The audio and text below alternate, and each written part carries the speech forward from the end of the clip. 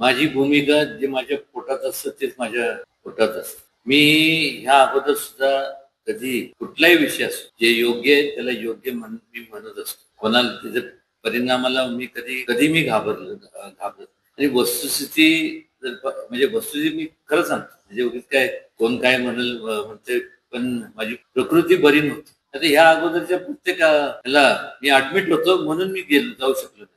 परवा दिवशीच मला डिस्चार्ज मिळाला. नाहीतर मला काय ह्याच्या अगोदर मी अंतरावलीला गेलोच होतो ना.